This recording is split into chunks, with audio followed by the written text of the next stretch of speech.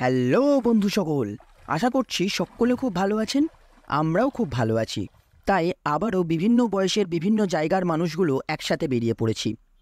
এবার আমাদের গন্তব্য থাক। তার আগে আমাদের টিমের সাথে পরিচয় করানো যাক।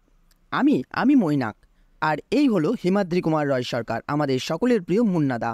আর এই ভদ্রমহিলা প্রভাতিকা। আর আমাদের বিপ্লবদা, পারমিতাদি, হিমাদ্রি আর অংশুমানদা। এই হলো এবারের আমাদের গন্তব্যের টিম।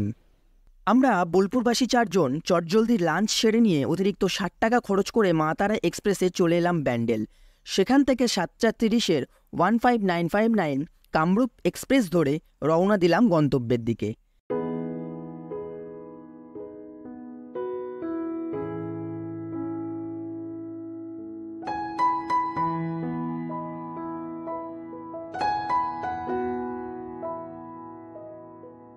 রাতটা ঘুমের দেশে কাটিয়ে যখন সকালে চোখ খুললাম, দেখি ট্রেন এনজেপি পেরিয়ে গেছে। জানালার বাইরে চোখ যেতেই শুধু চায়ের বাগান, আর একের পর এক ছোট বড় নদী পেরিয়ে চলেছি আমরা, তিস্তা, তোরসা ইত্যাদি। কাল সারা রাত মুষলধারে বৃষ্টি হয়েছিল, তার জানান দিচ্ছে মাঠঘাটগুলি। আজও কোথাও কোথাও হালকা পাতলা বৃষ্টি হয়ে চলেছে অবিরাম। এরপর ময়নাগুড়ি স্টেশন আসতেই বিপ্লবদা ও পারমিতাদি উঠে পড়ল ট্রেনে। এবার আমাদের টিম সম্পূর্ণ হলো। যাই হোক, ঘড়ির কাঁটা যত এগোয় ধীরে ধীরে আমরাও আমাদের গন্তব্যের দিকে এগোতে থাকি।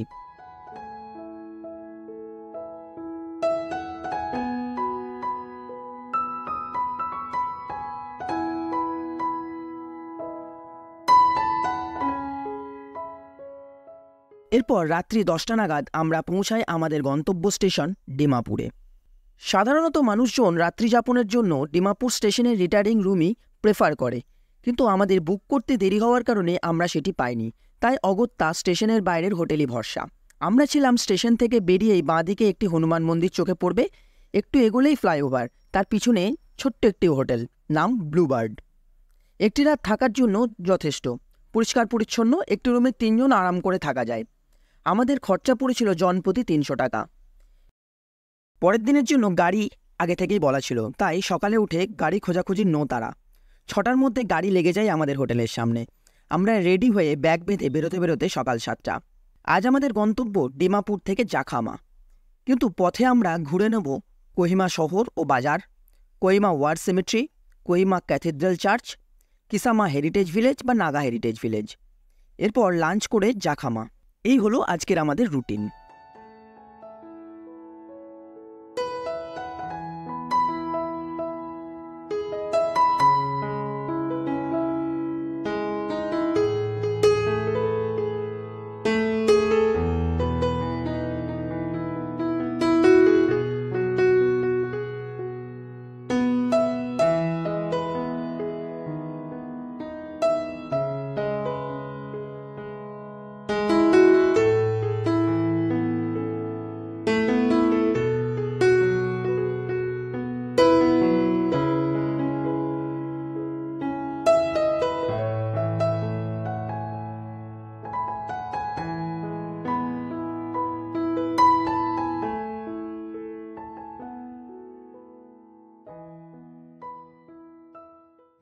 Good morning from Nagaland. আমাদের জার্নি সকালে শুরু হয়ে গেছে।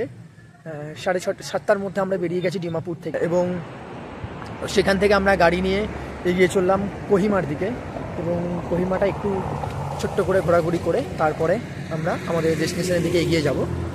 আর যেটা চলো রাস্তাটা দেখে নাও। এখানে আমরা আপাতত ব্রেকফাস্টের জন্য দাঁড়িয়েছি।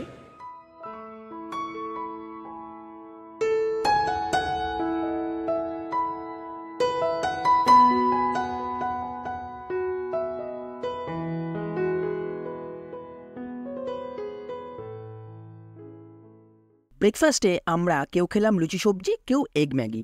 খাবারের মান যথেষ্ট ভালো, দাম এবং কোয়ান্টিটি একদম পারফেক্ট। লুচি সবজি 50 টাকা, এগ ম্যাগি 60 টাকা। সুন্দর একটা ব্রেকফাস্ট করে কিছুটা সময় রেস্ট নিয়ে উঠে পড়লাম গাড়িতে। এবারে গন্তব্য কোহিমা।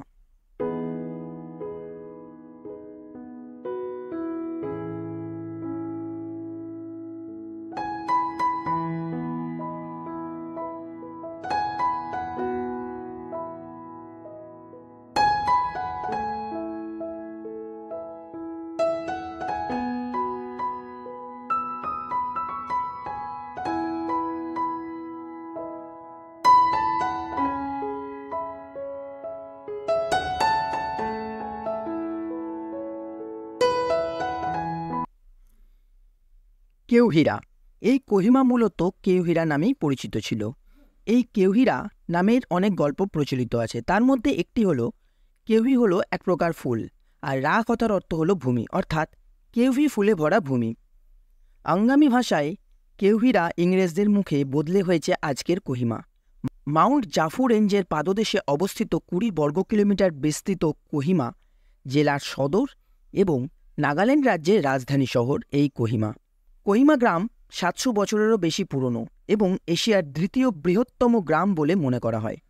এখানকার জলবায়ু নাতিশীতোষ্ণ প্রকৃতির। জুন থেকে সেপ্টেম্বর মাস পর্যন্ত বেশ বৃষ্টিপাত হয়। দেখতে দেখতে আমরা পৌঁছে গেলাম কোহিমা বাজারে। 2023 সালের 27শে ফেব্রুয়ারি কোহিমার অন্যতম বাণিজ্যিক এলাকা মাও মার্কেটে অগ্নিকাণ্ড ঘটে, যার ফলে পুরো বাজারটি পুড়ে যায়। সে যাই হোক, এই কোহিমা বাজারে দেখা মিলবে হরেক রকমের ইন্টারেস্টিং জিনিসের, যেমন রেশম পোকা, বাঁশকোড়ল, ব্যাঙ, শুটকি মাছ, সাদা ইঁদুর ইত্যাদি।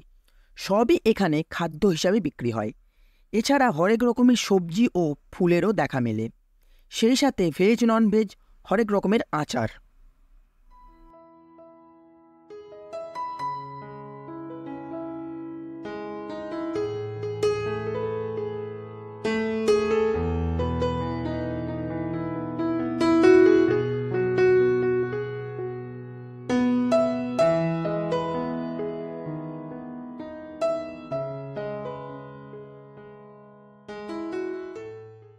বাজার পরিক্রমণ শেষ করে এবার আমরা ধীরে ধীরে এগিয়ে গেলাম কোহিমা ওয়ার সিমেট্রির দিকে।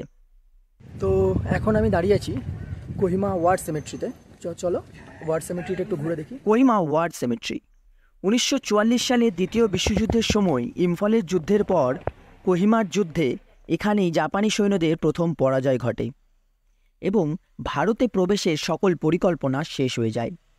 ফিরে যেতে হয় তাদের, এবং সেই যুদ্ধে প্রাণ হারানো সৈনিকদের স্মারক হিসাবে কোহিমা শহরের গ্যারিসন হিলে তৈরি হয় এই প্রসিদ্ধ ওয়ার সিমেট্রি। যুদ্ধে শহীদ হওয়া বিভিন্ন ধর্মের 1420 জনের সমাধি রয়েছে এই স্থানে। বর্তমানে এটি কমনওয়েলথ ওয়ার গ্রেভস কমিশন দ্বারা রক্ষণাবেক্ষণ করা হয়। এই স্থানটি একসময় জেলা প্রশাসকের টেনিস কোর্ট ছিল, তাই সেই যুদ্ধ টেনিস কোর্টের যুদ্ধ বলেও পরিচিত। এই ওয়ার সিমেট্রিটা শহরের প্রায় মধ্যভাগে অবস্থিত। এখান থেকে কোহিমা শহরে সুন্দর একটা ভিউ পাওয়া যায়। এই ওয়ার সিমেট্রিতে ঢোকার জন্য কোনো টিকিট বা টাকা লাগে না, আর দুপুর 3টে থেকে 4টে পর্যন্ত ট্যুরিস্ট অ্যালাউ করে।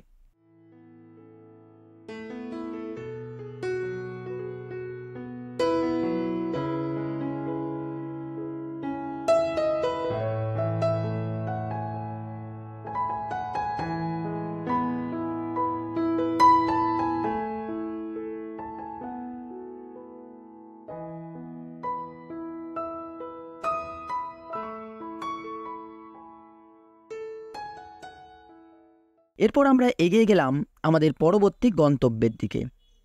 কোহিমা শহরের আর এক বিশেষ দর্শনীয় স্থান দ্য ক্যাথিড্রাল অফ কোহিমা। এই চার্চটির বৈশিষ্ট্য হল চার্চটির সম্মুখভাগ নাগা আবাসের আদলে তৈরি। এর ভেতরে রয়েছে 16 ফুট উঁচু একটি কাঠের সুবিশাল ক্রুশ, যা এশিয়ার বিভিন্ন দেশে থাকা বৃহৎ ক্রুশগুলির মধ্যে একটি। এই চার্চটি কোহিমার প্রথম বিশপ আব্রাহাম আলিঙ্গাম ওথিলের পরিকল্পিত। তার সমাধিও দেখতে পাওয়া যায় এখানে। 1986 সালের এর নির্মাণ কার্য শুরু হয় এবং 1991 সালের জানুয়ারিতে শেষ হয়।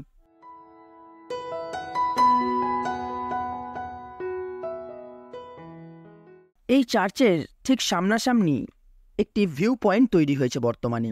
সেখান থেকে কোহিমা শহরটাকে অদ্ভুত মায়াবী লাগে। সাথে মেঘের খেলা যদি শুরু হয় তাহলে তো আর কথাই নেই।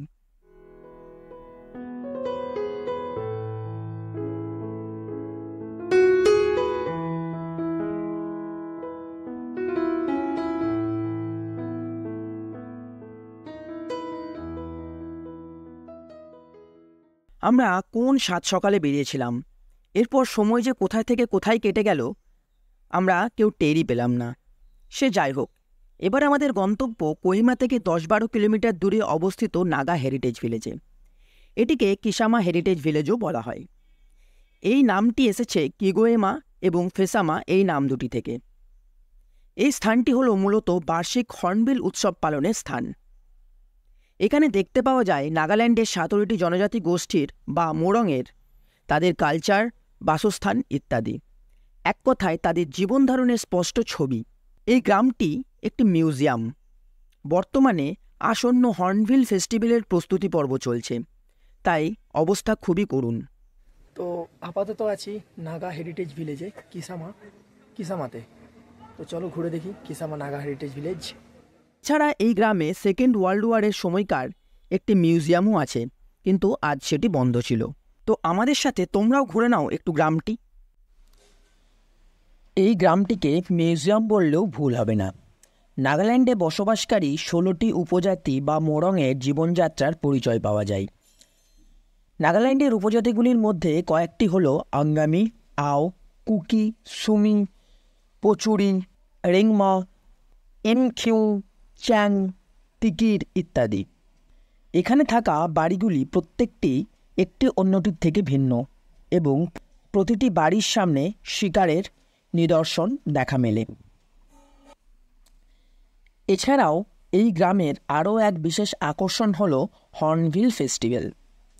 উপজাতিগুলির সকলের নিজস্ব উৎসব থাকলেও নাগাল্যান্ড সরকার নাগাল্যান্ডের সংস্কৃতি, শিক্ষা, ট্র্যাডিশন ইত্যাদিকে ধরে রাখার জন্য 2000 সাল থেকে ডিসেম্বরের প্রথম সপ্তাহটিকে হর্নবিল উৎসব পালনের সপ্তাহ বলে স্বীকৃতি দেন।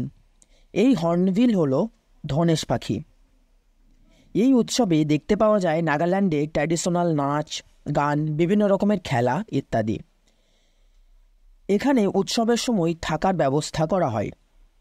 9436005008 এই নম্বরে যোগাযোগ করলে তারা ব্যবস্থা করে দেন। এটি হেরিটেজ ভিলেজের ম্যানেজমেন্টের কন্ট্যাক্ট নম্বর।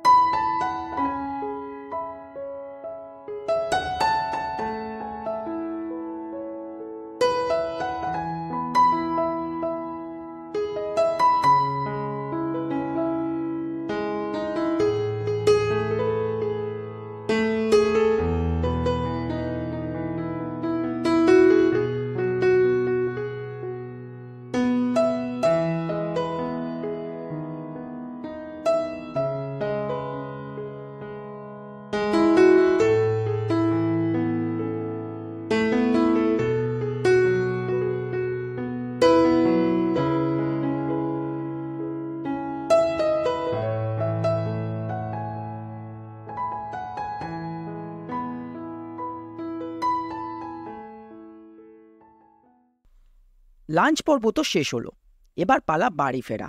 নিজের বাড়ি নয়, ওই হোমস্টেতে ফেরা। ওই সারাদিন উড়ে বেড়ানো পাখিটাও যেমন দিন শেষে নিজের বাসায় ফেরে, ঠিক তেমন। চলো যাওয়া যাক সেখানে। এখানে ঝটপট একটা তথ্য দিয়ে রাখি।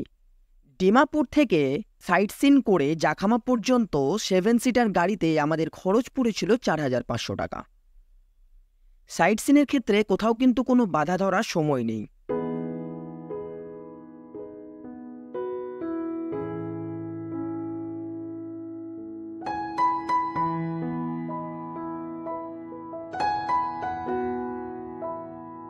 হোমস্টেটা, কিন্তু এই হোমস্টেতে থাকছি না, আমরা যাচ্ছি ওই পেছনে, ওখানে একটা ক্যাম্প সাইট আছে ওই পাশটা দিয়ে। তো সেখানে আমরা টেন্ট পিচ করে এবং সেখানে আমরা টেন্টে থাকবো। তো চলো দেখে নিই কী হচ্ছে সেখানে। আর এইটা হোমস্টেটা, এই রুমটাও দেখাবো, এই হোমস্টে রুম এবং রুমটা কেমন সেটাও দেখাবো। তো চলো আগে আমাদের টেন্টটাকে রেডি করি।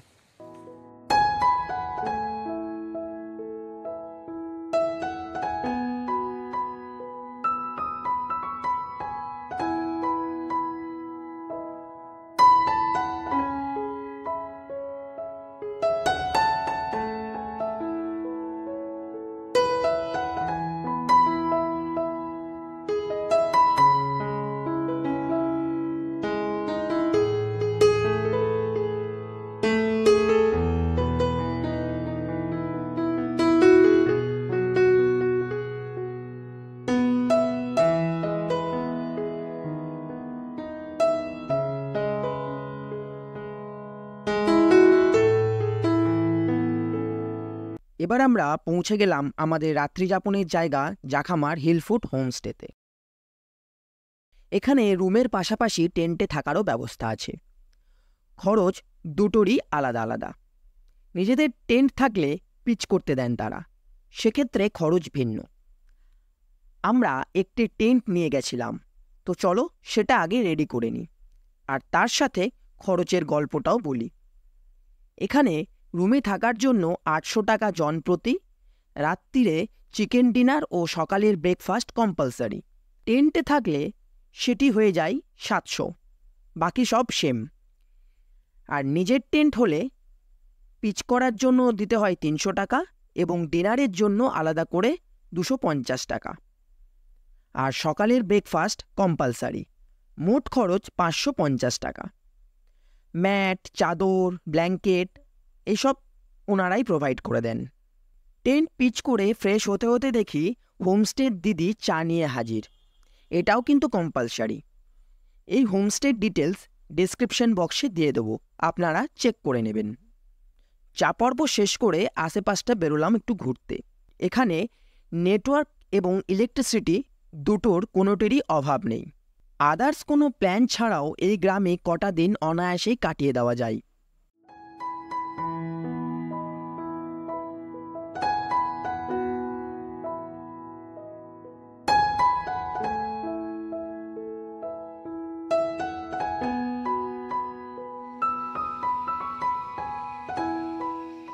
এরপর ঘোরাঘুরি পর্ব শেষ করে সন্ধ্যাবেলায় চলল আমাদের একান্ত নির্ভেজাল সান্ধ্যকালীন আড্ডা। রাত্রি 9:30 ডাক পড়ল ডিনারের জন্য। ডিনার শেষ করার কিছু সময়ের মধ্যেই শুরু হলো বৃষ্টি। উফ, এক অদ্ভুত অনুভূতি। যাই হোক, আজ এই পর্যন্তই। আবার দেখা হবে আগামীকাল সকালে। Good night.